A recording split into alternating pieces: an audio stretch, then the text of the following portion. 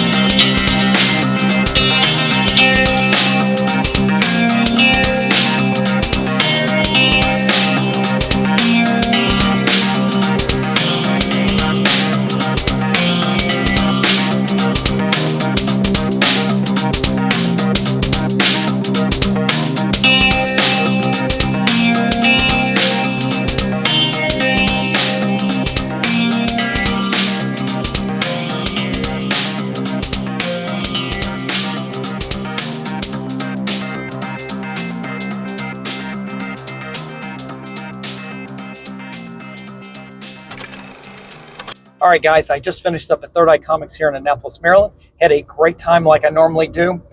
Found a lot of great comics. Some of the things that were not on my radar, like I said, a couple months ago when I was putting that pre-order in.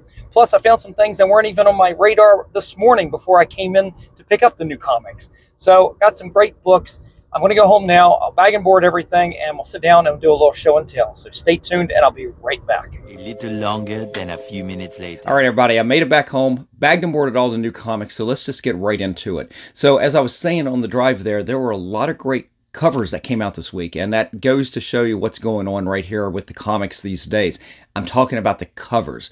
I didn't mention the comics themselves, but the first two books here are completely cover buys because I am not reading either title, and I had to get these covers because I'm going to buy every one they're putting out from this artist. He is a legendary DC comic artist, and what they've been doing is they've been putting out on some of the main DC titles a character, what would you call it? A character profile, character drawing of some of the main DC characters.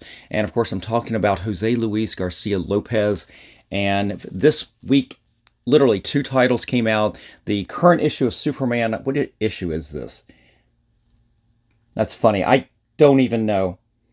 I don't even know what issue of Superman this is, because honestly, I don't care. I bought this because of the cover. Let's see if I can show it to you. Character study of Superman right there. And I know this is issue number 14 of the current Wonder Woman run. I believe it's 14. And you can see he did the character study of Wonder Woman there. Now, I think I've already got Batman, maybe Green Lantern, and I think following up this, there's going to be, I think, one for the Flash, and I'm not sure. There may be one other. I know it's some of the main characters. Shazam, I know I already have, and I plan on taking all of these books to the Baltimore Comic-Con to get signed this fall when he comes to the con. But that wasn't the only really good Superman book we were just talking about. We've got Zatanna cover right here, which is kind of funny because we literally have a Zatanna book that has just come out, her own title, and you have a Superman book with a variant right there that's completely a Zatanna cover. This is really good. I think this is Nathan Zerdy. I could be wrong on that, but I think that's right there. They actually had a really good Frank Cho cover, I think, as well. I didn't like it as much. It's not something, a lot of times I'll buy a lot of these covers, especially of Frank Cho, I'll buy if it's something I feel like I want to get signed down the road. Otherwise, they're really good covers, but I don't necessarily need to collect all of those. We are continuing to pick up Ultimate X-Men. I don't know why I'm doing this. I really have not enjoyed this. I like Peach Momoko, but I think she was fine for the Demon Days alternate story. But this new Ultimates whole storyline, I don't know. I've heard of slow burns, but I don't know. How is this connecting with this Ultimate Universe? It's just a story. I don't even know. Does it even matter that it's in the Ultimate Universe? I don't know. I did, however, pick up a variant cover on this, and this is a group of, I guess, most of the characters that she's introduced, and I'm a sucker for books like this, especially when you have a group shot like this early on in a series and you're introducing new characters, and kind of like this right here. So I went ahead and picked that up. This is a title that was not on my radar 3 months ago at all. It was one that literally popped up this week, and I'm going, I heard no buzz on this whatsoever. But again, I'm a sucker for number ones, so I went ahead and picked up Namor number 1 right here, or is it Namor? I don't know. I'm trying to wash out the memory of the Submariner in the Black Panther 2 movie. I think that's something that I choose to forget.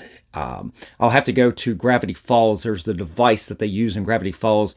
I would like to how is it? There was a phrase like unremember that or something like that, and they'd shoot themselves in the head with this ray gun and they'd completely forget it. I think I would like to forget Namor in the MCU and just wait for something much better.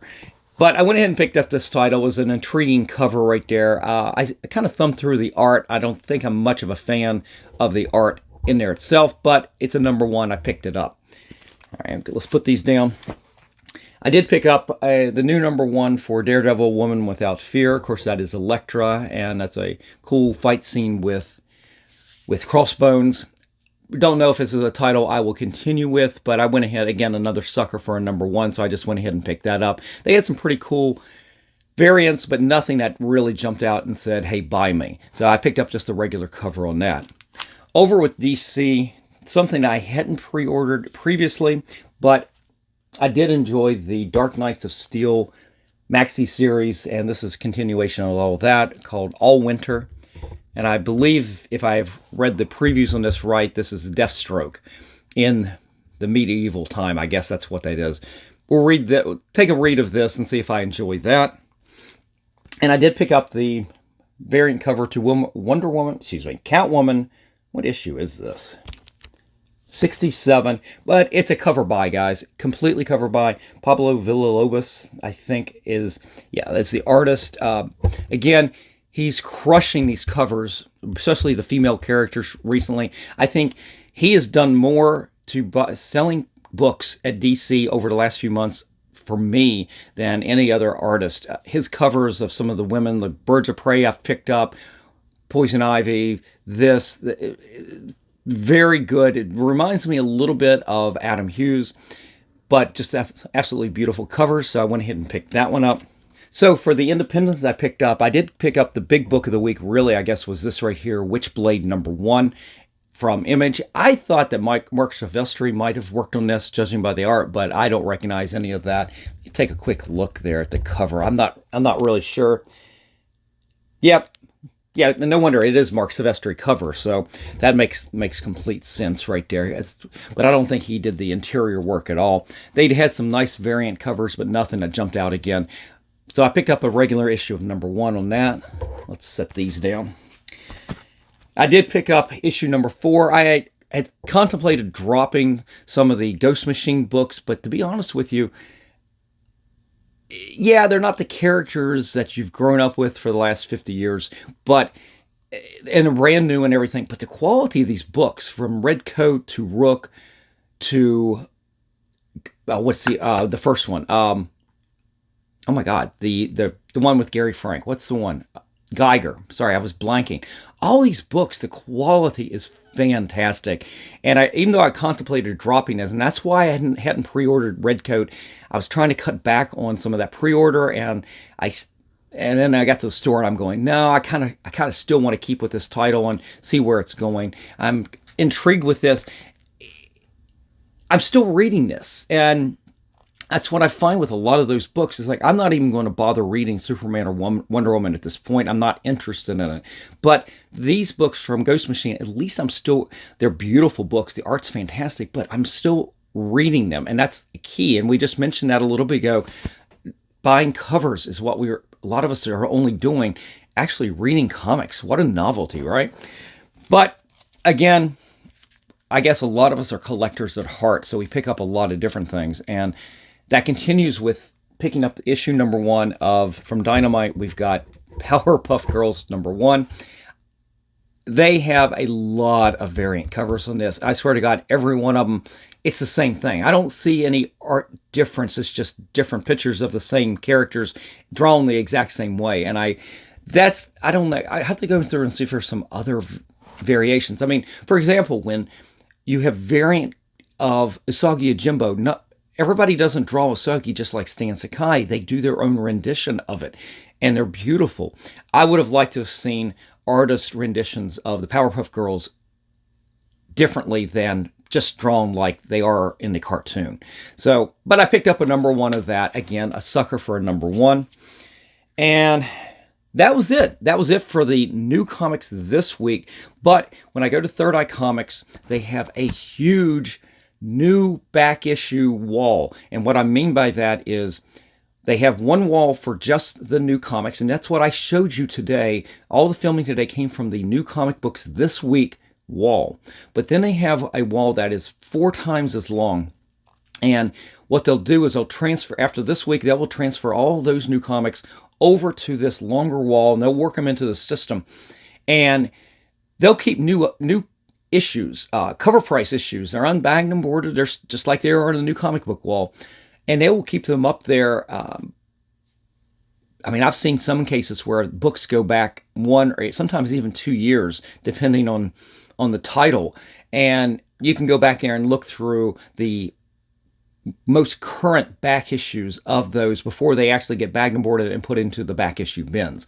So on that wall, I went and, to be honest with you, I couldn't remember if I had picked these up or not. So I went ahead and picked up issues number 11 of Conan the Barbarian, the continuation from Titan Comics by Jim Zub. The art in this book is fantastic, guys.